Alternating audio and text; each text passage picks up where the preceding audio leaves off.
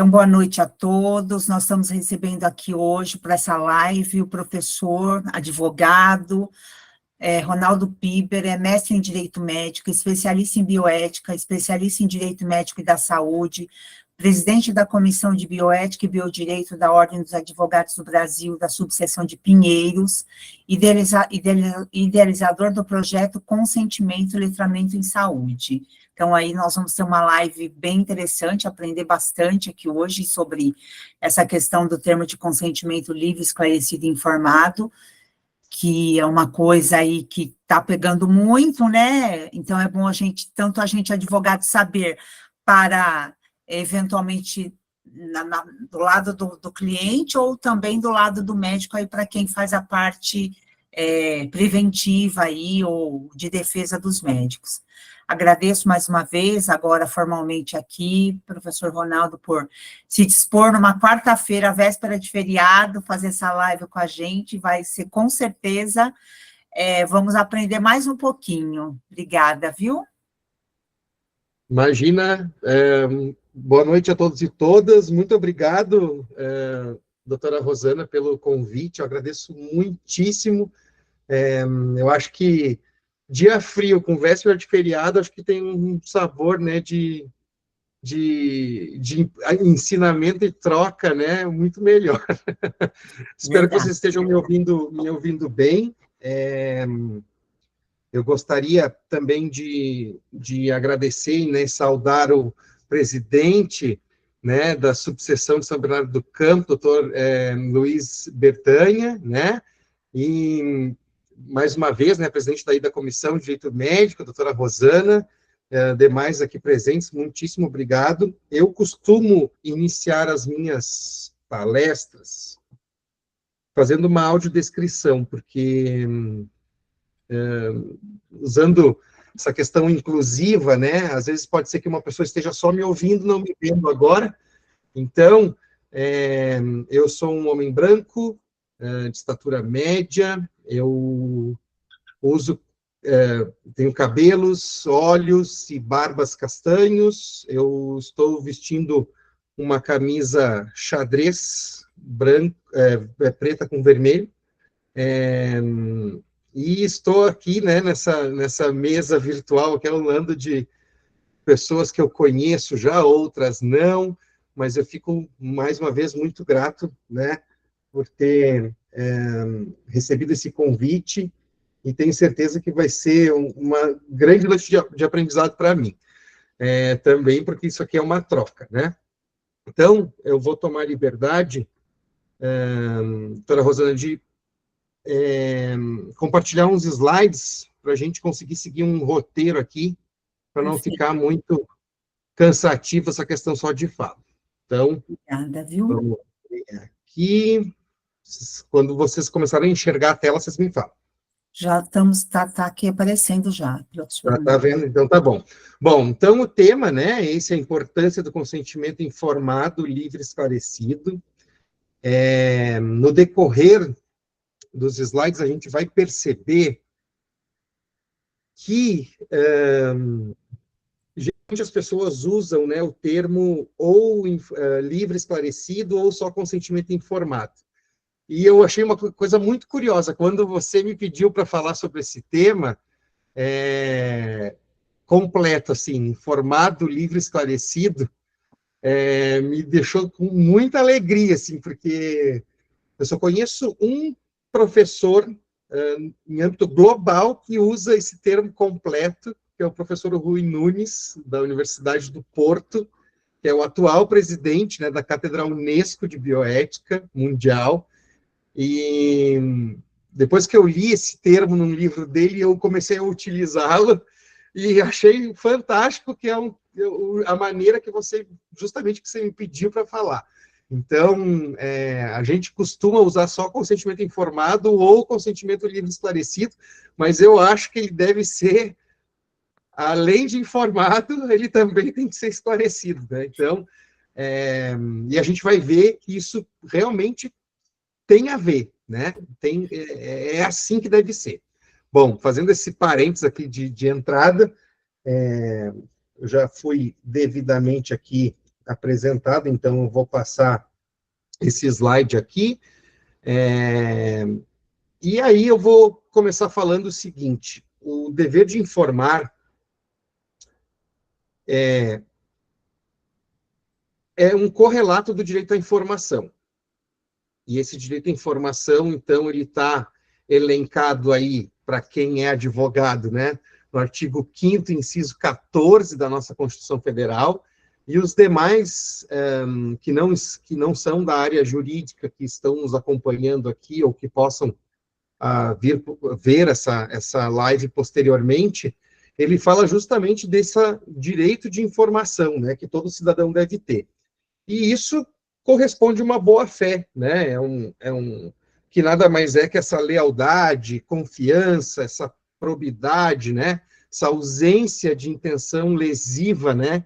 Entre as partes. E aí, num bom português, para quem não é da área jurídica, não passar a perna no outro, né? Então, isso que é, né, o dever de informar, esse direito à informação. E aí, então, esse mesmo direito à informação, no que nos interessa aqui, que é na relação do profissional da saúde com o paciente, mais do que uma boa-fé, né, ela representa essa dignidade da pessoa humana e representa a autonomia, né, do paciente. Ou também, podemos dizer que também a autonomia do profissional da saúde, né, porque é uma segurança para os dois lados. Se eu estiver falando muito rápido, vocês me parem, tá? E aí vale dizer aqui, né, que essa dignidade, essa autonomia, né, nessa relação profissional da saúde e junto com o pesquisador gera esse dever, né, de relatar esses procedimentos, né, que vão ser executados, né, falar sobre os riscos e benefícios e obter o consentimento, né, livre de influência ou vício, né.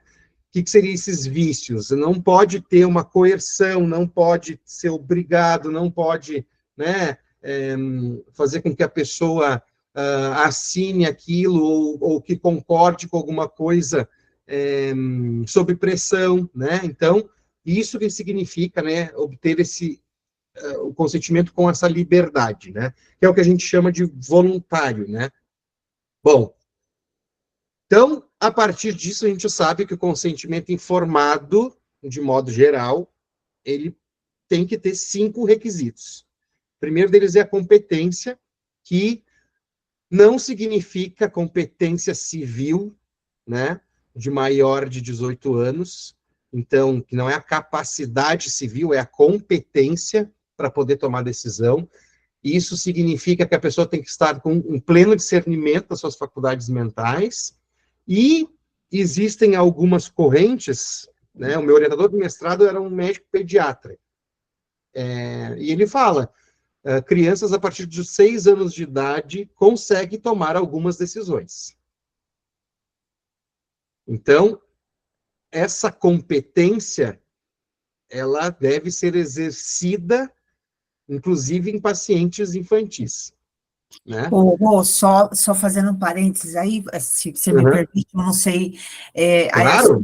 Isso que você tocou é interessante, porque outro dia, eu não me lembro, eu acho que eu estava para escrever o meu artigo sobre esse tema, e aí eu estava vendo algumas questões sobre as crianças, por exemplo, eu acho que foi para isso, não sei, a gente lê tanto que depois a gente não lembra, né? A gente fica quase doido. Sobre as crianças portadoras de neoplasia, né? Delas,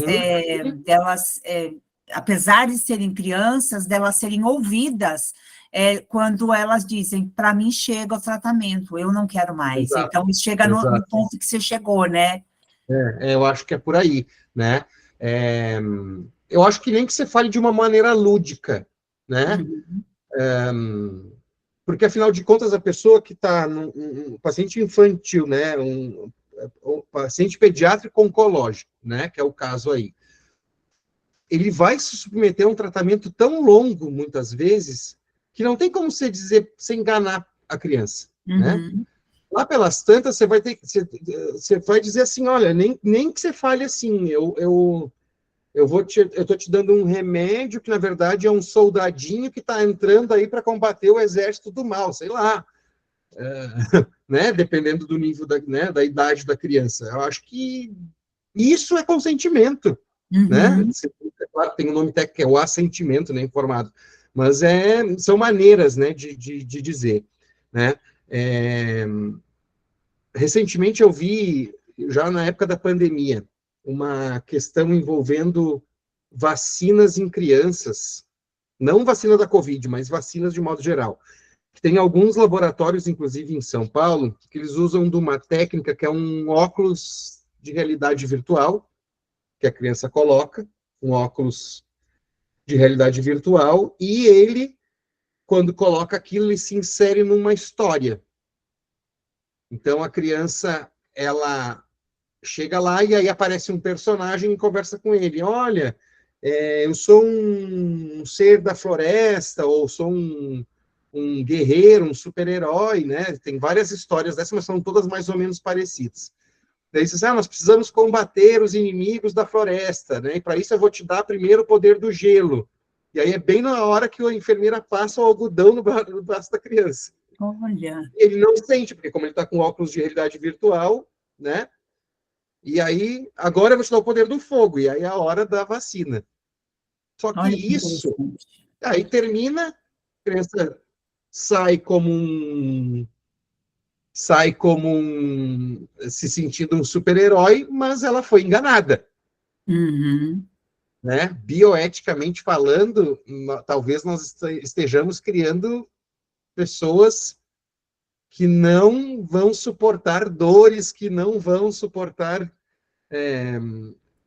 algumas coisas, né? Ou a perda, né? Talvez isso seja um problema mais para frente, mas tem dado resultado, né? Bioeticamente falando, eu sou contra, eu acho que teria que falar como se fosse com um paciente oncológico, né?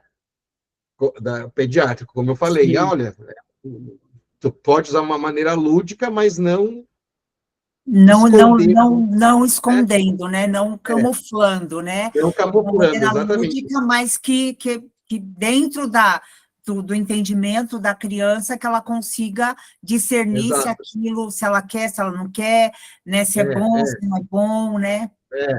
Eu acho que é por aí. Bom, então, passando essa questão da competência, vem a comunicação, né?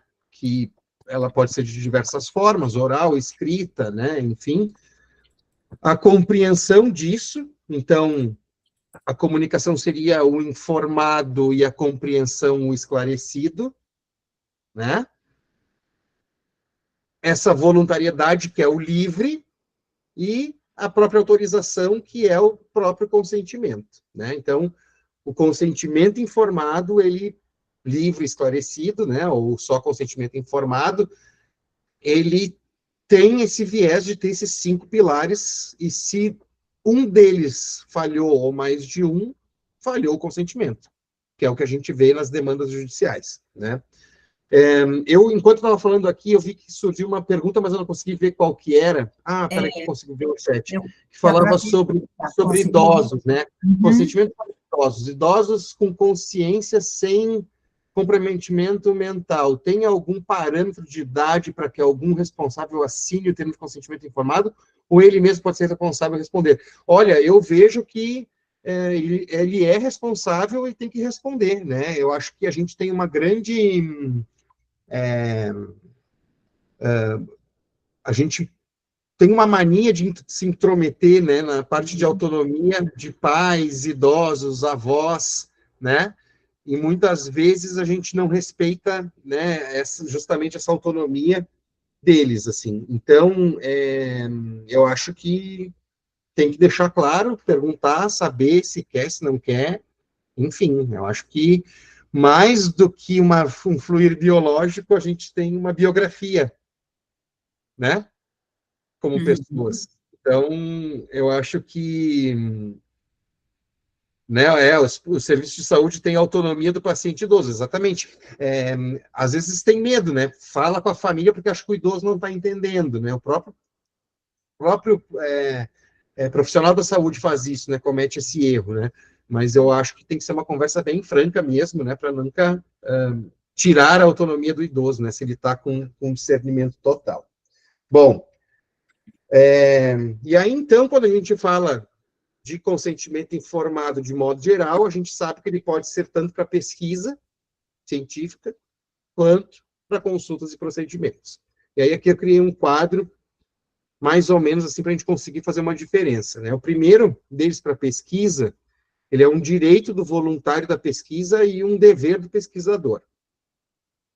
A forma dele, ele é obrigado a ser escrito e assinado, e isso está na Resolução 466 de 2012, do Conselho Nacional de Saúde, e na 510 de 2016, que pouca gente fala. Essa é para pesquisas envolvendo ciências humanas.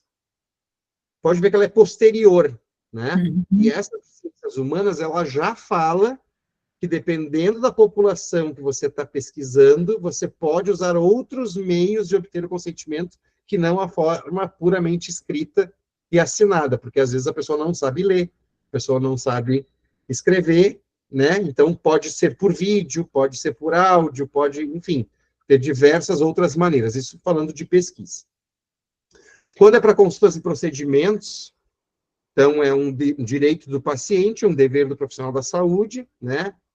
A forma dele, isso aqui é uma coisa que a gente confunde muito, né?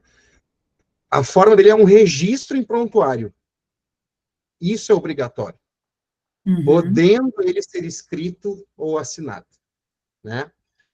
Então, porque em lugar nenhum na legislação fala que ele deve ser escrito. Isso. Nem na Constituição Federal, né? Nem no Código Civil, nem no Código Penal, nem no Código de Defesa do Consumidor, né? E Não. tampouco no Código de Ética Médica e nos outros, né, profissionais nas suas resoluções. A gente sabe que existem resoluções que versam códigos de ética das mais diversas profissões da saúde, fala que tem que obter o consentimento, mas não diz que ele é obrigatoriamente escrito, tá? Essas são as grandes diferenças e semelhanças, né, entre uma coisa e outra. Bom, então a gente consegue saber que consentimento informado, livre e esclarecido, ele é obrigatório na prática médica, né, na prática de saúde, na verdade. Ele pode, então, ser verbal ou escrito, e ele é obrigado que seja anotado em prontuário. Isso é o melhor cenário. O termo de consentimento informado, livre e esclarecido, a gente poderia dizer assim, tentar usar ele mais para procedimentos mais complexos. Ter um documento escrito que tenha que te exija um pouco mais de comprovação. Mas, mesmo assim, ainda entendo que a anotação em prontuário é mais importante. Mas, né, se quer realmente se resguardar, faça, né, com um documento escrito, né? Acho que é mais ou menos isso aqui, dentro de consultas e procedimentos. Falando da parte médica em si, né, além do Código de Ética Médica, existe uma recomendação, né, do Conselho Federal de Medicina, que é a número 1 de 2016, que dispõe sobre o processo de obtenção do consentimento livre e esclarecido na assistência médica. O que ele fala lá? Que o esclarecimento claro, pertinente, suficiente sobre os justificativos, e aí começa o enredo, né? Porque a gente não sabe o que é o suficiente, a gente não sabe o que é o pertinente, né? Uhum. Com objetivos esperados, benefícios, riscos, efeitos colaterais, complicações, duração, cuidados e outros aspectos específicos inerentes à execução, né, que tem o objetivo de obter o consentimento livre e a decisão segura do paciente para a realização de procedimentos médicos. Portanto, não se enquadra na prática da denominada medicina defensiva. Isso é uma coisa. Segundo, ele fala que a forma verbal, que é o que eu estava falando, né, é normalmente utilizada para a obtenção de consentimento para a maioria dos procedimentos realizados. Então, deve-se considerar fazer aí anotação em prontuário, quando pertinente, né? E recomenda-se a elaboração escrita só nessas seguintes condições: em termos invasivos a critério do médico, em determinados procedimentos que causarem um desconforto, ou quando a complexidade e quantidade de efeitos dos procedimentos não são suficientes para o entendimento por meio de um consentimento verbal. Isso fala na recomendação. Seguindo a recomendação, mais 2 itens. A redação do documento deve ser feita em linguagem clara, que permita ao paciente entender o procedimento e as suas consequências, na medida da sua compreensão, né? E os termos científicos, quando necessários, precisam ser acompanhados do seu significado numa linguagem acessível. E eles também falam que, em relação ao tamanho da letra, se recomenda que seja de pelo menos 12, né? Então, Arial 12, né? E com a finalidade de incentivar a leitura e a compreensão, que o termo seja escrito com espaços em brancos ou alternativas, né? Para que o paciente possa, querendo completá-los ou assinar, né? Assinalar as alternativas, que vai incentivando, né? Item por item, a compreensão do documento. Depois de assinado pelo paciente, tais espaços em brancos e alternativas, quando não preenchidos, devem ser invalidados para que não se possa ter preenchimento posterior. Isso fala na recomendação, e ela é muito boa, essa recomendação. De modo geral, ela traz muita coisa boa, assim, de verdade. Bom, e aí, o consentimento informado, quando ele é, então, uma tomada de uma decisão compartilhada entre o profissional da saúde, família e paciente, eu acho que é o melhor cenário, porque daí é um processo de colaboração, né, entre esses atores, né, geralmente entre o paciente e o profissional da saúde, mas nós podemos adicionar aí a família, né, o representante legal, enfim, para que tenha, né, essa tomada de decisão compartilhada, que essas decisões devem ser tomadas justamente sobre o diagnóstico, tratamento, cuidado, acompanhamento na medida em que for preferível, né, pelo paciente ou seu representante. Isso é um direito do paciente, né, inegavelmente, né? Importante a gente dizer que os pacientes, em geral, eles gostam de aprender sobre a sua doença, então, eles desejam mais informações sobre a sua condição de saúde, e eles gostam de ter um papel ativo nessas decisões, né? Isso de modo geral. E implica também conhecer e entender as melhores evidências disponíveis, né, sobre os riscos e benefícios em todas essas opções disponíveis, né, que garanta aí os valores e preferências dos pacientes, né, para que elas sejam levadas em consideração justamente em relação a essa biografia que as pessoas têm, né, não só esse fluir biológico. Tudo bem até aqui? Tudo. Tudo bem. Bom, e aí, então, porque como que a gente vê hoje? Ela é uma relação clínica consumerista, né? Que é um procedimento, considera o consentimento informado como um procedimento único, e aí a gente tem que se perguntar se é realmente uma coisa única. É para assinatura de um documento, é direcionado apenas uma opção, né? Valores e preferências do paciente não está incluso aí, né? Se usa um único modelo para todos os pacientes, sem perfilizar, né? Tem uma abordagem técnica mais mecanizada e muito formal, e tem só um propósito de se defender de questões legais. É assim que a gente... é o que é um consentimento de modo geral hoje, né? Por que eu botei que é um procedimento único, né? Se é um procedimento único. Eu, particularmente, entendo que o consentimento informado é todo o contato que o profissional da saúde tem com o paciente, independente se é dentro do consultório ou não. Quando chega o paciente na primeira consulta, que faz uma anamnese, no momento em que o médico te pede exame, o fato de tu ir para casa com um papel de requisição de exame e ir fazer o exame, aquilo ali foi porque tu aderiu um consentimento informado. Pode ver que não teve termo, não teve nada disso, né? O paciente voltou com o resultado. É um consentimento informado. Então, o tratamento vai ser medicamentoso ou vou precisar fazer uma cirurgia?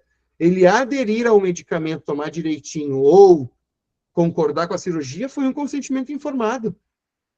Fazer a cirurgia é outro, pós-operatório é outro, cuidado que tem que ter depois da cirurgia é outro. Entende? Então, todo contato é um consentimento informado. Por isso que é bom, né?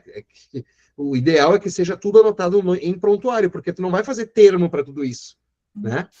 Então, é nesse sentido que aquela recomendação 1, né, de 2016 do Conselho Federal de Medicina, né, prioriza, né, esse contato de transformar essa relação clínica consumerista em uma relação clínica mutualista, em que tem esse processo de continuidade, foi o que eu acabei de explicar, ter uma estratégia de documentos múltiplos, que você consiga mostrar de diversas maneiras, né, o consentimento, pode dar múltiplas opções com riscos e benefícios diversos, a pessoa vai poder escolher, né, com valores e preferências do paciente sendo considerados, então se sente perfilizado, né, realmente para a autonomia daquela pessoa, né, sendo então individualizado para cada paciente, com uma abordagem, conexão entre esses envolvidos, né, e um propósito realmente de resolver, e não apenas de se defender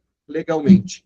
E aí, aqui fazendo um parênteses, geralmente, quando a relação médico-paciente é boa assim, por mais que o paciente morra, o médico não é processado. Sim, exatamente. Né? Porque a família entende que fez tudo que podia, porque foi bem tratado, porque, enfim, isso, assim, vou dizer, eu nunca vi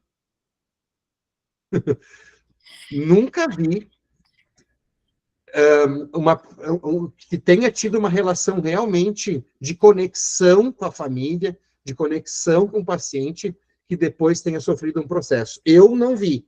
Já teve colegas meus que viram, né? Mas é muito difícil. É muito difícil. Porque, Isso é né? interessante, né, Ronaldo, porque eu sempre digo o seguinte, na verdade, o que falta é esse contato do médico-paciente, é o Sim. A disclosure, relação né? médico-paciente. É informar para o paciente, se ele tem um feedback, dificilmente a família vai processar, porque eles estavam sendo informados, mesmo que, né, o tempo todo, como ia ser, o que ia ocorrer, por que ocorreu, por que não ocorreu. Então, quando o paciente ou a família tem esse retorno, tem essa comunicação médico-paciente realmente, dificilmente eles processam. Tem até um estudo que, além de não processar, eles voltam a utilizar os serviços desse profissional, Sim, né? sim, sim. Eu já vi também estudo com o mesmo teor, né? Que mesmo acontecendo coisas, riscos de atrogenia, ou, enfim, ou de ter dado uma fatalidade, algum problema, mesmo assim a família ainda volta depois, quando precisa, né, para aquela mesma especialidade, por ter tido confiança em todo o tratamento. Também já Isso. vi. Então, eu acho que é mais ou menos por aí, né?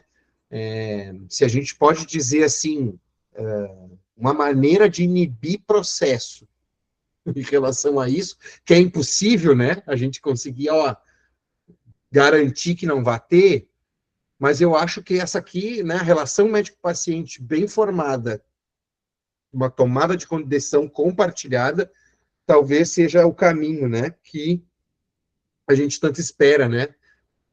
Ser tratado como paciente, né? Eu acho que é assim, né? Então, é o que a gente deseja. Então, eu acho que é isso que é o legal, né? Que dá para a gente tentar dar como talvez uma saída, né? Para solução de alguns desses problemas. Bom, Exato. e aí a gente chega numa parte que daí, assim, eu peço licença para vocês, porque isso foi uma coisa que me incomodava muito enquanto quando eu fiz pós-graduação em direito médico da saúde, antes de estudar bioética e antes de entrar no mestrado, né? Essa questão do consentimento informado, ele pressupor um conhecimento real ou efetivo do paciente ou voluntário da pesquisa sob pena de uma ineficácia. Mas como que a gente faria para garantir? Porque as pessoas, elas falam que ele tem que ser informado e falam que ele deve ser compreensível, mas não te diz como. Uhum. E aí foi a minha linha de pesquisa no mestrado. Então, eu Legal. pensei, como que eu vou garantir, como que a gente garante isso? Como que deve ser essa comunicação para que ela seja realmente, além de informada, esclarecida. Isso era uma coisa que me incomodava muito, muito. E aí eu descobri isso aqui. O que é o letramento, inicialmente? Letramento, ele é o fenômeno, isso a partir da Unesco, fenômeno resultante do processo de aprender a ler e a escrever. Então, é o estado ou a condição que o indivíduo adquire após ele ter se apropriado, então, da leitura, escrita e numeracia e das suas práticas sociais. Ou seja, a pessoa letrada é a pessoa que ela tem, que ela é alfabetizada, por quê? Porque ela tem uma capacidade de leitura, uma capacidade de escrita e uma capacidade de cálculo. Ela consegue entender 3 gotas de tal coisa, meia colher de sopa. Isso é numeracia também, né? Não só fazer cálculo. Então, sabe escrever, sabe ler, né? Então, essa é a pessoa alfabetizada. A gente transferindo esse conceito para a área da saúde, a gente chega numa coisa que chama letramento em saúde. Esse, segundo a OMS, a Organização Mundial da Saúde, diz que são as habilidades cognitivas e sociais que determinam a motivação e a capacidade dos indivíduos de ter acesso, compreender e utilizar a informação como forma de promover e manter a saúde. Olha só que coisa fantástica. Uhum. Isso, declaração da OMS. Essa declaração foi aqui de 98, tá? Nossa. Já faz tempo. E aí a gente começou a se fazer uma gama de pesquisas em âmbito global sobre o letramento em saúde, e se descobriu que o baixo nível de letramento em saúde ele está relacionado com uma piora da qualidade de vida, e significa essas dificuldades encontradas para a pessoa ler, absorver, né, que seria a compreensão, utilizar as informações em saúde e compreender as orientações médicas ou da equipe multidisciplinar, além do próprio consentimento informado, que geralmente era puramente escrito. Uhum. Então, isso a gente pode ver em bula de medicamento, que foi um exemplo que a gente já falou aqui mais cedo. Uhum. É dificílimo de entender aquilo, né? Então, o consentimento informado é mais ou menos parecido com uma bula, difícil de ser entendido, Sim. né? Então, só para vocês terem uma ideia, existe uma Associação Internacional de Comunicação, de habilidades de comunicação em saúde. Ela fez uma pesquisa com mais de 90 países e ela viu que as pessoas, de modo global, têm um baixo nível de letramento em saúde. Teve uma outra pesquisa que foi feita só entre Estados Unidos, Austrália, Canadá e Inglaterra, 4 países de primeiro mundo, e mostrou que a maioria dos pacientes possuem, né, um baixo nível de letramento em saúde, estamos falando de países desenvolvidos, né? Então, vocês imaginam como que é isso no Brasil, tá? Hoje, o consentimento informado, ele sai, como está aqui, da cabeça do profissional da saúde totalmente técnico e entra na cabeça do paciente esse bolo aqui.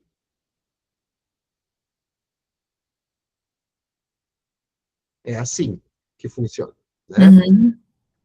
Então, quando é Google Meet, eu acho que eu não consigo passar vídeo aqui, assim, só por uma outra aba. Eu vou botar isso aqui para rodar, ver se vocês conseguem me escutar. Tenho asma. Consegue? Disseram que iam curar, mas...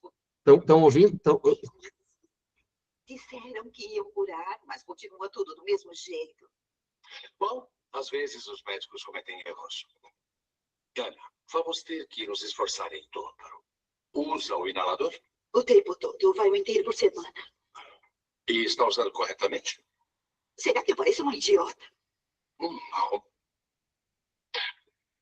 Por que não me mostra como funciona?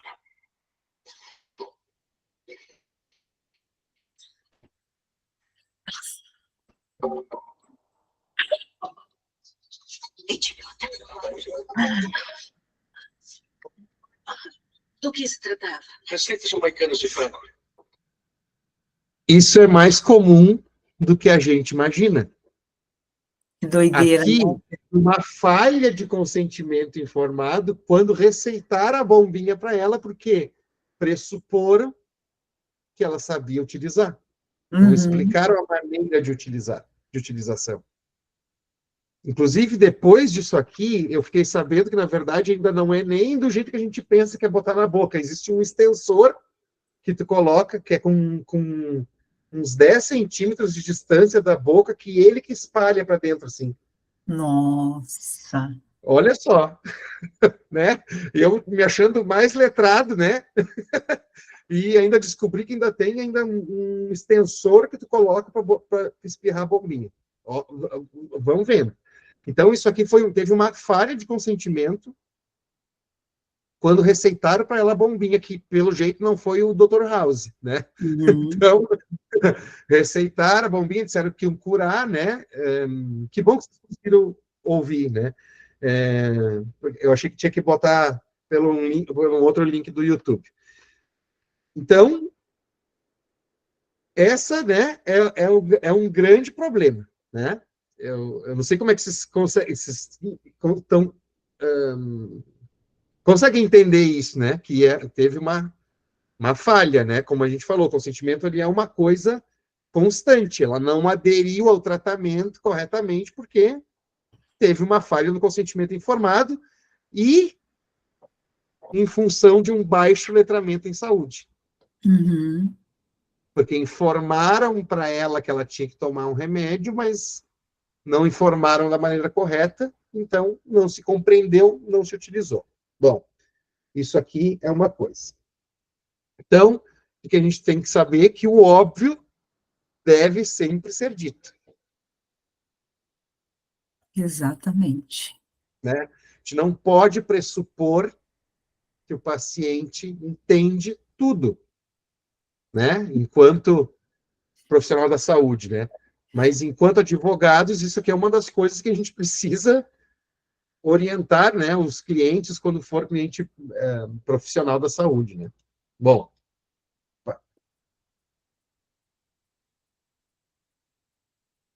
e aí existem algumas barreiras nessa comunicação. Primeiro deles, os pacientes que não falam a língua predominante ou que possuem diferenças culturais, eles podem ter dificuldades em compreender as informações sobre saúde. Então, é fundamental a gente garantir a disponibilidade de recursos de tradução e intérprete, né? Bem como promover uma abordagem culturalmente sensível. Isso é uma coisa importante da gente saber. Outra coisa, paciente que é atendido em várias especialidades e que cada especialidade tem um remédio, que a gente chama de polifármaco, né? Ou polifarmácia.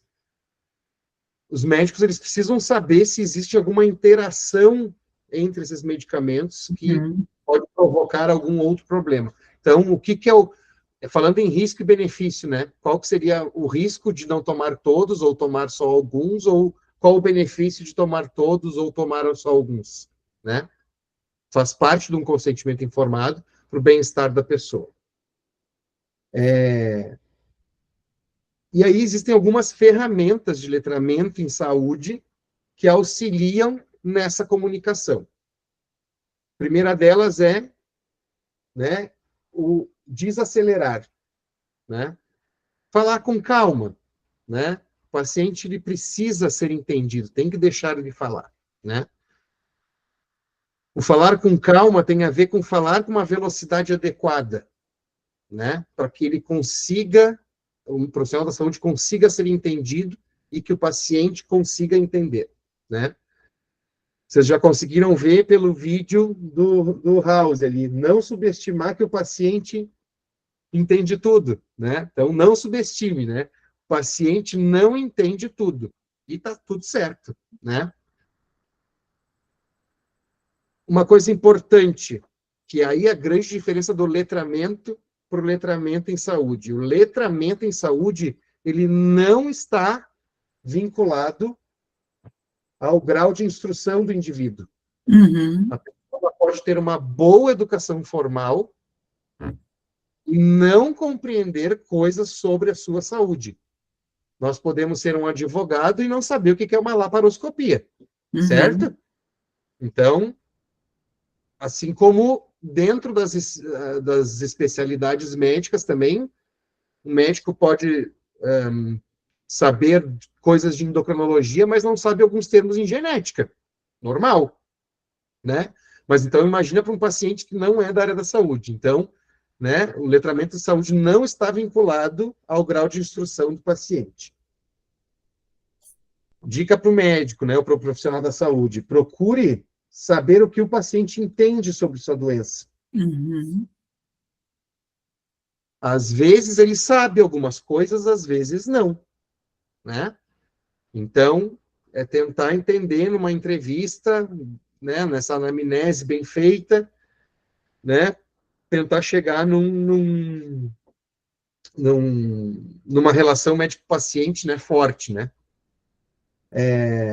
Depois a gente tem aqui usar linguagem simples, né, e evitar os jargões técnicos. Como o próprio recomendação ali, número 1 de 2016 do Conselho Federal de Medicina, fala ali, né, usar termos técnicos e, entre parênteses, traduzir o termo, né, para uma linguagem simples. Então, isso aqui é muito importante. Pesquisas mostram que o nível de letramento em saúde no Brasil é da 6ª série. Então, a linguagem deve ser, na média, 6ª série. Imagine, hein? Então, vocês acham que todos os termos que a gente já viu por aí, né? É nível... é nível 6ª série? Evidentemente que não, né? Evidentemente que não, né? Então, né? Uma dica muito importante: narre o que vai acontecer. Tem paciente... Eu já conversei com um paciente que foi fazer exame de mamografia e não imaginou que tivesse que botar o seio numa máquina. Que precisava passar um gel. E aí se sentiu desconfortável com o toque na mama.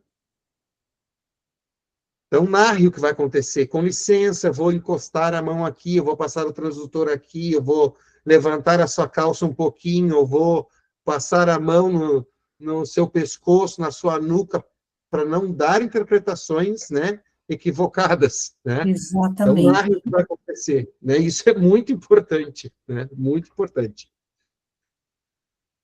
Pesquisas mostram que muitos pacientes não se sentem confortáveis em tirar dúvidas ou dizer que não entendeu. Então, para isso, você deve estimular as perguntas. Estimule perguntas, para que o paciente fale e que mostre se ele tem dúvida ou não. Ele quer se livrar daquilo, né? Daquele momento ali, que é uma coisa muitas vezes desconfortável. Então, são ferramentas importantes. Isso tudo faz parte do letramento em saúde. Tá? E aí, por fim, mais 4 técnicas. Tenha uma escuta ativa enquanto profissional da saúde, né? Vá confirmando, o paciente vai falando, vai mostrando interesse, vai né, mostrando que está acompanhando o raciocínio, né? Mas, a partir disso, cuidado com expressões de medo, susto ou desinteresse. Isso desestimula o paciente a falar, né? E ele fica com receio, né? Ou pode gerar mal interpretação. Então, isso aqui são dicas que nós, advogados, temos que passar para os nossos clientes profissionais da saúde. Uma coisa muito interessante que ajuda muito, tem pacientes que não é só auditivo e nem só visual. Então, opa, para aí que...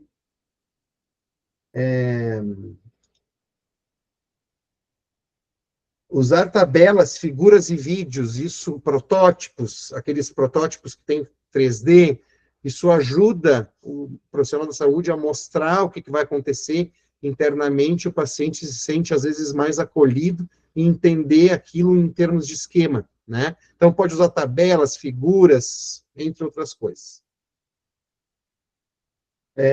Usar ferramentas adequadas com pacientes com necessidades atípicas. Hoje, existe uma gama de aplicativos que consegue traduzir em libras textos, e você consegue, a partir de um texto, escrever um texto ali, ou falar, ele traduzir aquilo em libras, né, para pessoas surdo-mudas, né, pacientes. Paciente cego, ele pode não estar te enxergando, mas ele vai conseguir te ouvir. Então, o consentimento informado verbal, ele vai conseguir dar o seu consentimento informado verbal, né? E talvez essa aqui seja a grande dica de ouro de tudo isso. Evitar perguntas que a resposta seja de sim ou não. Como o paciente ele tem vergonha de dizer que não entendeu, ele costuma dizer que sim. Você entendeu? Sim. Então, o que é o ideal? Para o médico saber se ele foi compreendido. Porque até então ele já informou. Agora ele quer saber se ele foi compreendido. Eu gostaria de saber se o senhor ou a senhora entendeu. Por favor, me explique com suas palavras. Então, tu está evitando perguntas de sim ou não, vai fazer a pessoa explicar o que ela tem, como ela deve tomar o remédio, como que vai ser o pós-operatório, enfim, né? E aí o médico ou o profissional da saúde vai conseguir ter, pelo menos, uma melhor certeza se o paciente realmente compreendeu. Aí, com isso aqui, consentimento informado, ele ficou livre, informado e esclarecido. Muito bom. Muito bom. Tá? Dessa forma, junto com a tomada de decisão apoiada, aquela primeira figura que eu tinha mostrado tecnicamente a cabeça de como é o profissional da saúde e como entrava, né, aquele emaranhado na cabeça do paciente, acaba se transformando realmente num diálogo, num processo de diálogo em que só fortalece a relação médico-paciente e talvez seja uma das grandes maneiras de se evitar processos médicos, né, por questões de erro médico, né, quando é realmente claro e objetivo. Eu tenho um vídeo para passar, esse aqui eu poderia ter baixado, mas esse eu vou mostrar para vocês numa outra aba. Espera aí.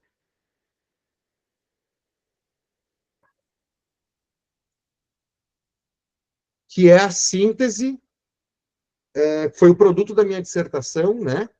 Então, é a síntese dessas ferramentas todas que eu passei para vocês, mas agora de uma maneira lúdica, né? Que foi mostrado para profissionais da saúde, enfim. Então, quero mostrar isso aqui para vocês, como é que ficou. Deixa eu... Espera aí.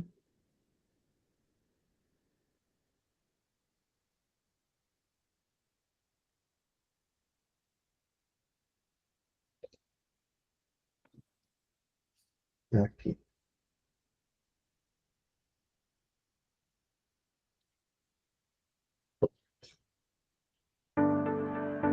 Estão ouvindo?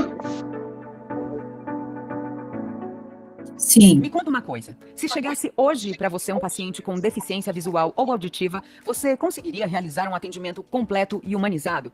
Você está preparado para prescrever e explicar uma receita para uma pessoa analfabeta? Você alguma vez já ouviu falar sobre letramento em saúde?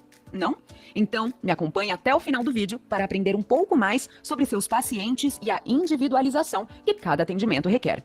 Letramento em saúde é definido como competências pessoais, cognitivas e sociais que determinam a capacidade dos indivíduos para compreender e utilizar informações visando a promoção e a manutenção de bons níveis de saúde. Em outras palavras, letramento em saúde não está limitado à alfabetização do paciente, mas também inclui a capacidade dele em receber, entender, absorver e aplicar as informações de saúde que você fornece durante a sua consulta. Vai um exemplo na prática. Você é um endocrinologista e vem um paciente encaminhado da cardiologia para tratamento da diabetes.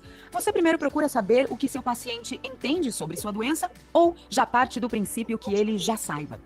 Muitos pacientes não se sentem confortáveis em questionar, tirar dúvidas ou simplesmente dizer que não entendeu.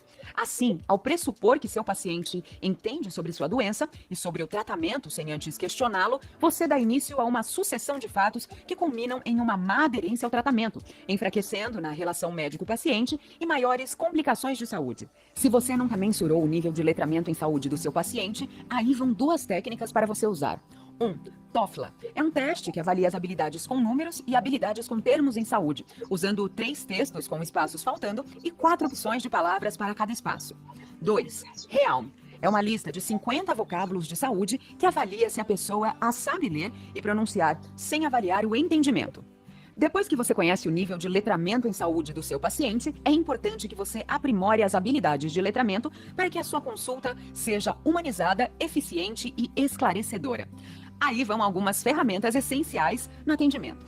Escuta ativa. Ouvir com atenção e demonstrar que está atento.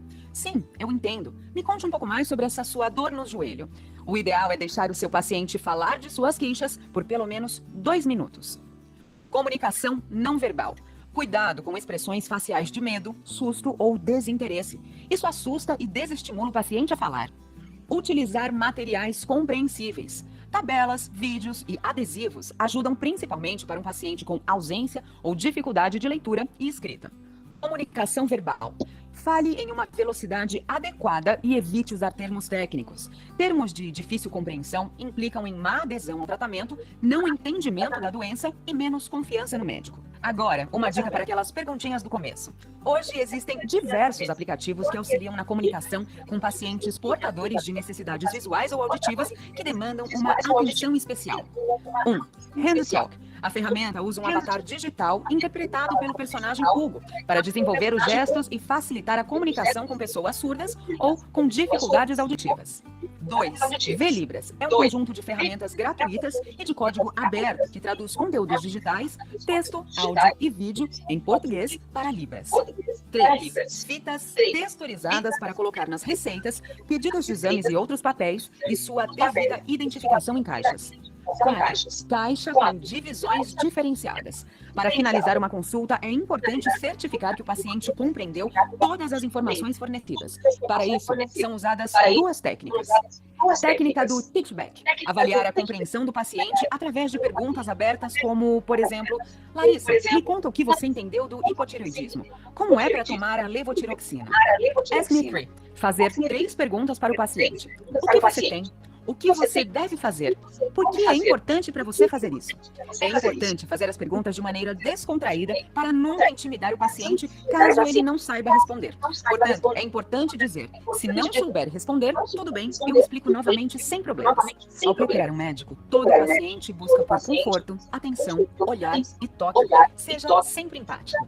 Conheça todas as teorias, domine todas as técnicas, mas, ao tocar uma alma humana, seja apenas outra alma humana. Obrigada por assistir até aqui.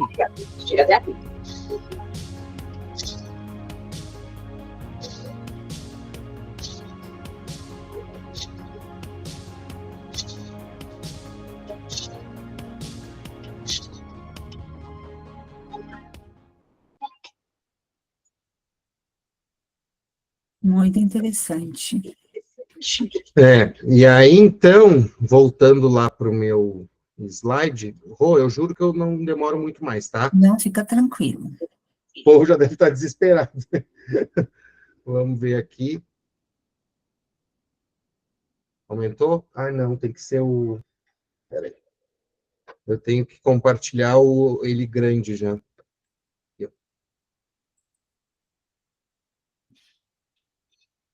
Pronto. Tá? Então, aqui era o vídeo do letramento, esse aí. Vocês viram que legal aquele negócio dos adesivos para colar no medicamento, na receita? Tem uns que é texturizado, tem um alto relevo, uma coisinha. Então, o cego consegue também, ou a pessoa que não sabe ler, que ela vai enxergar a figura com uns... tomar meio-dia, tem um solzinho, tomar à noite, tem a lua, enfim, ou na hora da refeição, ou do café, tem uns com uns desenhos já em alto relevo, assim, então tu cola na receita e cola no medicamento, né, na caixinha. Aí ele consegue, né, é muito legal isso, né. Aquelas 3 perguntas do final, o que você tem, o que você deve fazer, porque é importante para você fazer isso, que a gente chama de Ask Me Tree, isso pode ser utilizado também, mas também dá para usar, por exemplo, na sala de espera da consulta. Botaram panfletos ou cartazes que estimule já o paciente a ler e já ir pensando sobre essas perguntas. Para ele chegar na consulta, né, já pensando, já, né, o tempo que ele está ali esperando, às vezes espera mais de hora. Uhum. Sala de, né, numa sala de recepção. Então, nada melhor que utilizar aquele espaço que muitas vezes é inútil, né? Então, pode ficar passando numa televisão, coisas, né? Às vezes é de uma especialidade só, estou numa clínica de gastro, você vai mostrando coisas envolvendo as doenças mais comuns que as pessoas estão ali, né? Então, isso tudo ajuda no letramento em saúde e, em consequência, no consentimento informado e, em consequência, na relação médico-paciente. A gente, sim. É um boliche, né? É um strike completo aqui, tá? Bom, é importante dizer para vocês que o letramento em saúde, ele tinha surgido, então, pela Organização Mundial da Saúde em 98, né? Em 2021, ela atualizou o glossário de termos de promoção em saúde e colocou o letramento em saúde, que é o Health Literacy, no Core Themes, que são os temas principais de combate da OMS, de ajuste da OMS em âmbito global. Essas são as metas, são as principais metas que a OMS se propôs a fazer. Saúde, promoção em saúde, determinantes de saúde, prevenção de doenças, né? Uma equidade em saúde, né? O letramento em saúde, investimento em saúde, enfim, né? Uma saúde planetária, uma saúde primária boa, uma saúde sustentável, enfim. Então, está entre os principais temas, né? De atuação, né, da OMS em âmbito global. Isso foi atualizado em 2021, então, né, como diz a poetisa Tati Quebra-Barraco, é feio, mas está na moda, né? Então, são coisas aqui que a gente tem que começar a implementar, e no Brasil, existem pouquíssimas pesquisas a respeito do tema, né? Então, assim, dentro da área do direito, eu fui o primeiro a fazer, né? Eu sou membro da Rede Brasileira de Letramento em Saúde e também da Associação Internacional de Letramento em Saúde. Na Associação de Letramento em Saúde, eu sou o único advogado no mundo associado. Olha, que legal. Na Ribraus também. Então, eu acho que isso, geralmente, os profissionais da saúde, de educação médica, né, começaram a fazer esses estudos, e agora a gente começou a entrar dentro da área jurídica, e aí a minha dissertação foi a primeira, né, de todas elas, ver essa visão jurídica, né, envolvendo o letramento de saúde como o próprio direitos humanos, né. A gente consegue dar uma garantia do direito à saúde, né. Nossa, bem interessante, né? Que realmente isso a questão é essa, né? A compreensão, de fato a compreensão compreendendo. para mim sempre foi como que faz para compreender? Eu ficava muito intrigado com isso, e aí fui atrás para saber como é que podia fazer, e achei isso aí. Muito legal. Mas e quando ele é escrito? Né? Quando ele tem que ser escrito? Aqui, eu achei um artigo na Revista Brasileira de Bioética do CFM de 2019, que foi quando eu conheci o letramento em saúde. Ela fazia uma análise da recomendação do CFM, aquela que a gente estudou, A 2016. 2016, com os termos. E aí dizia, então, quando é proposta de um documento de obtenção de consentimento, com técnicas de letramento em saúde, tu usar uma voz verbal ativa, então, tome tal remédio, faça tal isso, né? Dando ordens. Uhum. Nível de leitura, 6º ano básico, evitando jargões médicos. Caso se utilize os jargões médicos, explicar o significado entre parênteses. Texto curto, limitando a pontos-chaves. Frase de até 15 palavras, com um uso mínimo de vocábulos polissílabos, né, com muitas sílabas. Fonte de mínimo 12 pontos. Em caso de idosos ou pessoas com dificuldade de leitura, pode aumentar para 14. Espessamento entre linhas entre 1,2 e 1,5. Para título, fonte sem serifa, e para o texto, fonte com serifa. Serifa é a diferença da Times para Arial, né? Que tem aquelas... A Times tem aquele segmentinho na letra, né? Uhum. Tem aquele Todo pontinho, desenhadinho, né? desenhadinho, é. Então, isso dá para usar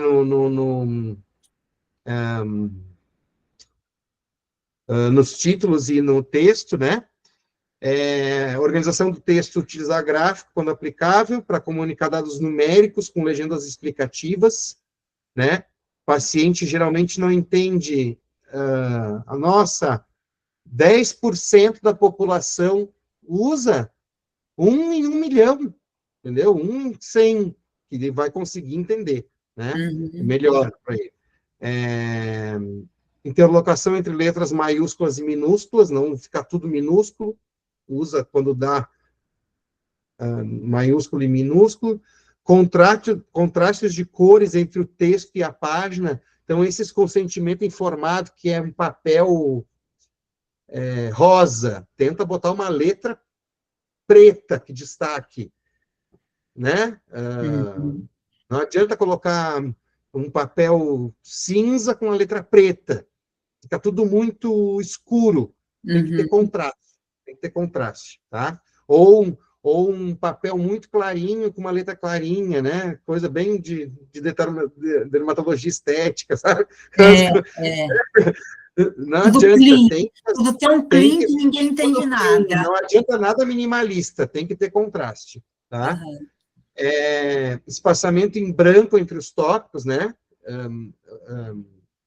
Né? Tem que dar um espaçamento entre os tópicos para poder ter uma pausa ali, e o destaque em negrito em tópicos principais. Isso aqui é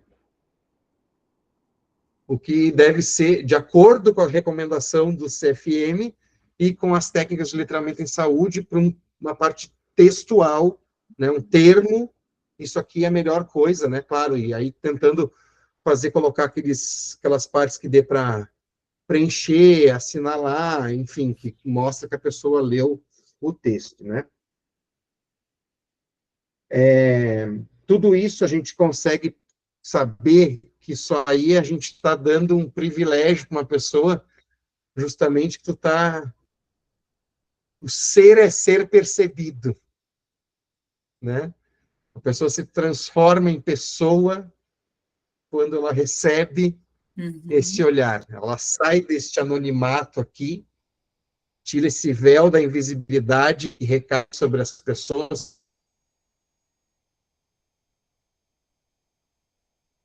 principalmente vulnerabilizados, né? Para assistência. Cortou? Parou? Está cortando, eu acho que como tá cortando a sua voz. Voltei? Voltei? Voltou. Alô? Não, Voltou? oi, está cortando. Mas está cortando, está ficando ruim. Eu acho que será que é porque tá com um videozinho ali, tá então, dando... pode. Voltou ou não? Agora sim, Ou é a minha internet? Voltou? Tá. voltou, Então, agora voltou. voltou? Então tá bom. Então, realmente, aquele ser é ser percebido. Bom, aqui eu consegui, assim, tentei fazer um englobado, né, para não ficar com aquelas aulas já que manjadas que a gente já sabe, de responsabilidade civil, né, que é, Adorei. enfim, acho que eu procurei trazer coisas diferentes que realmente façam sentido e que sejam úteis. E eu gostaria de terminar aqui com uma última mensagem, né, com um poema de Vinícius de Moraes, que foi eternizado na nossa música popular brasileira pela voz de Ney Matogrosso, né, Secos e Maravilhoso. Molhados,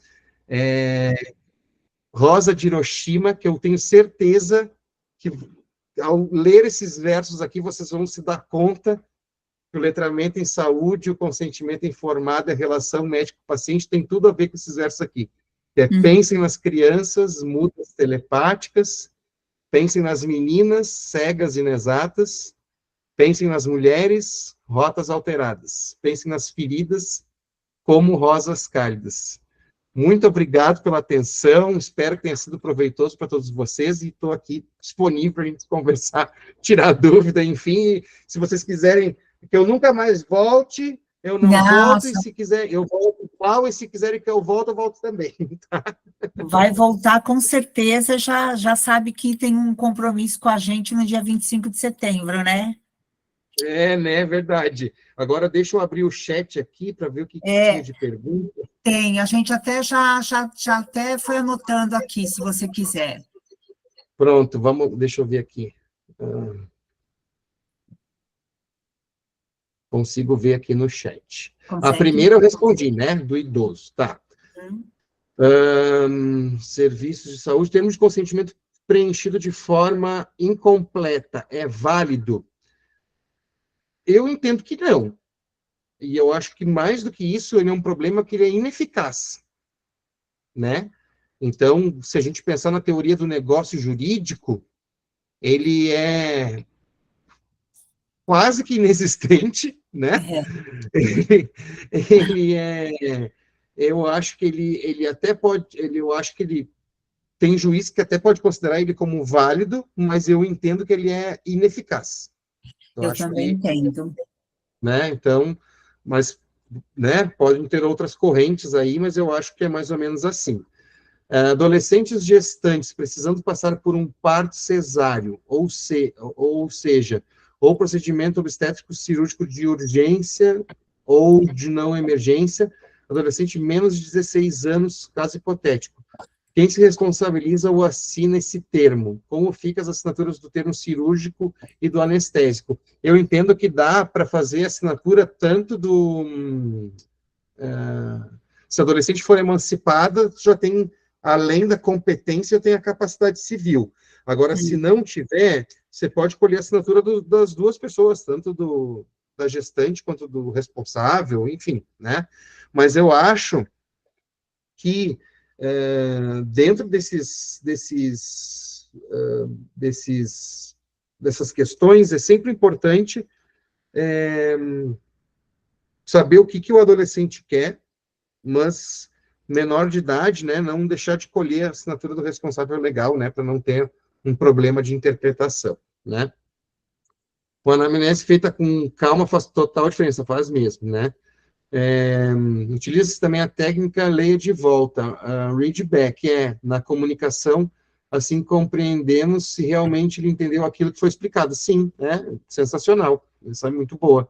Tanto teach back quanto read back, né, que é os de ensino retorno, né, de leitura retorno.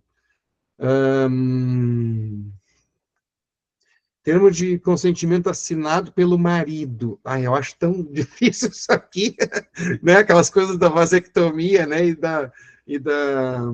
É, da laqueadura, né? Termo de consentimento assinado pelo marido, sendo que este poderia ter sido explicado e entregue a paciente ler e assinar. Pois é. é possível invalidar esse documento juridicamente e sustentar que faltou informações sobre o procedimento cirúrgico invasivo? Olha, eu vou te falar, eu entendo que sim. Também entendo. Eu entendo que sim, porque a pessoa que era destinado, ela não recebeu a informação. E aí, depois que iniciou o procedimento, ou que já anestesiaram, que vão falar com o marido, né? Eu Eu acho acho que até uma coisa que talvez encaixe aí, é, é o seguinte, normalmente o que acontece, né? Vai o marido acompanhando a esposa. E aí o marido vai fazer a internação, e a esposa fica lá na sala de espera.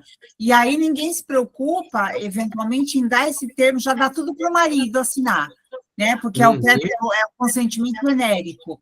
Então, dá tudo para ele assinar, e aí a esposa ela não tem ciência do que foi feito, né? E aí ele entra como o responsável. Ele é responsável, mas até que ponto, já que a pessoa está lúcida, em plena capacidade, né? Então, eu entendo também como... Eu entendo também que falho, totalmente falho, né? A enfermagem pode aplicar o termo de consentimento informado. Cara, isso aqui é muito interessante, porque eu entendo que o consentimento, ele é nem do hospital, eu entendo que ele é do médico para o paciente. Então, a oportunidade, né, uma cirurgia que é eletiva. Cara, ele teve diversas oportunidades de conversar com o paciente em consultório antes, né? O paciente pode assinar esse termo dias antes da cirurgia, inclusive, né? Quando é de urgência, na verdade, nem precisa de consentimento, né? Porque a lei libera isso, né? Quando contém risco iminente de morte, né? No artigo 15 do Código Civil, salvo engano, fala, É o 15 né? mesmo, é o 15. Então, que é obrigado a ter a informação, que ninguém pode se submeter, né, a cirurgia e tal, salvo, né, com um risco iminente, né, de vida. Então, quando está em emergência, já não, né, nem precisa do consentimento. Então, basicamente, o que a gente vai precisar de consentimento são de coisas eletivas. Basicamente, né? Mas claro que vai acontecer lá na hora. Mas, então, nesse ponto, eu acho que a enfermeira ela pode, né, aplicar o consentimento informado, mas eu acho que desde que ele seja muito bem explicado, né? Eu acho que tem coisas que só o médico vai conseguir explicar para a pessoa, né? Ter a certeza. Então, eu desaconselho, mas não estou dizendo que é proibido, né? Ou que não acontece na nossa vida real aí, né? Então, eu desaconselharia, tá? Mas se tiver uma equipe multidisciplinar bem treinada nisso aqui, pode facilitar bastante, né? Aí, né, a questão de aplicação. Eu entendo como ato médico, mas em muitas instituições da enfermagem que aplica. Pois é, exatamente. Eu também entendo como um ato médico. Eu acho que tinha que ser... eu desaconselho do jeito que é hoje, né? Agora, se a instituição, né, começar a aplicar o letramento em saúde, que eu acho difícil ainda numa realidade brasileira, né, próxima, aí poderia, sabe? Acho que é mais ou menos por aí, né? O que vocês acham? Eu acho que na prática a gente vê o que é isso mesmo, que eu falo, ainda quando é a enfermagem, porque geralmente não é nem a enfermagem, né? Às vezes até a recepcionista do posto. Exatamente. Exatamente. Então. Você já pega aquilo ali, você só baixa no hospital se assinar os papéis tudo, né? Isso, exatamente. Mas não teve nada de consentimento livre, esclarecido e informado na prática, né? Nada. nada. Então, eu vi outro dia minha mãe foi fazer um exame de imagem, e eu tomar contraste. E aí agora eles me deram, eu fiz a ficha, óbvio, embora minha mãe em plena capacidade civil, mas eu que fiz para ela não estava bem. Aí deram no tablet lá o termo consentimento. Falei, cara, no tablet ainda. Que termo de consentimento é esse? Quem é que vai ler ali na hora da recepção? Difícil, né? Difícil. Pois é, eu acho que é bem complicado, bem complicado tudo isso. Mas, enfim, eu acho que a gente tem muito que avançar, né? Fala a verdade. Muito. Muito que avançar, muito. E eu acho que também fica muito difícil, Ronaldo, por exemplo, no atendimento do SUS. Eu vi outro dia também acompanhando a minha mãe. Gente, os pacientes não demoravam 2 minutos dentro da sala. Como é que você, num atendimento deste, vai conseguir fazer esse letramento em saúde? É quase impossível. Quase Né? impossível, não. É impossível. Né?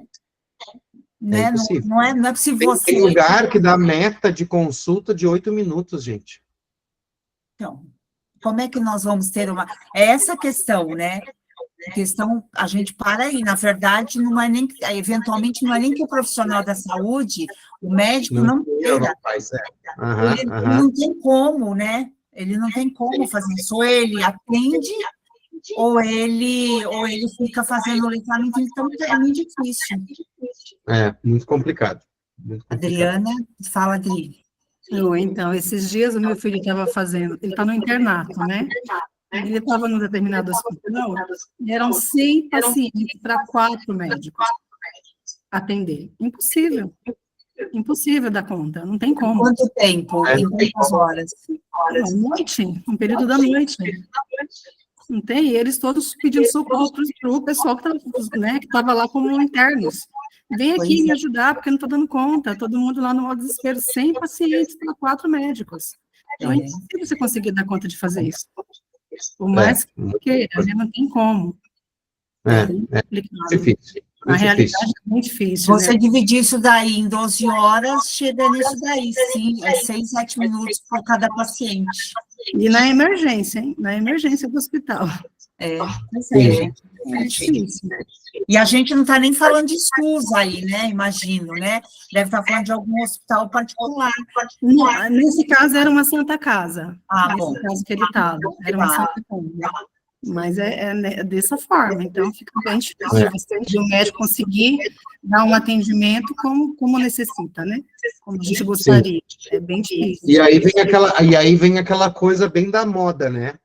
Por exemplo, o que aconteceu na pandemia. Teve um desletramento em saúde das pessoas, porque você não sabia mais em quem confiar, né?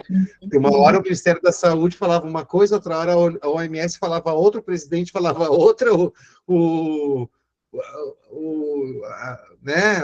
primo falava outra, o médico que atende a pessoa fala outra, e aí o que você faz, né? É uma coisa assim, tudo isso também tem que se entender, né, dessa medicina baseada em evidência, né? Por isso que está tão na moda esse assunto, né? Além disso, ainda vem o desletramento, né? Que aí eu nem sei se o problema é maior ou menor, né? Somando tudo isso. Eu acho que há muitas falhas, né? Eu tenho um caso, por exemplo, que o paciente ele internou, não era para uma cirurgia, mas o hospital requereu a cirurgia na internação como se fosse uma emergência, mas na verdade não era uma emergência. O paciente veio a óbito depois da cirurgia. E o prontuário é um caos. Não tem o consentimento do anestesista, o consentimento informado normal não está totalmente completo, entendeu? É bem complicado. Há muitas falhas, muita coisa para ajustar, eu acho, nos hospitais. Muito mesmo, muito mesmo. Mas eu acho que é isso. Então, assim, aí uma das coisas que eu acho que eu também parei um pouco de fazer o contencioso é porque quando eu atendia paciente, eu via que eu estava resolvendo só um problema entre A e B, né? Do paciente com o profissional da saúde.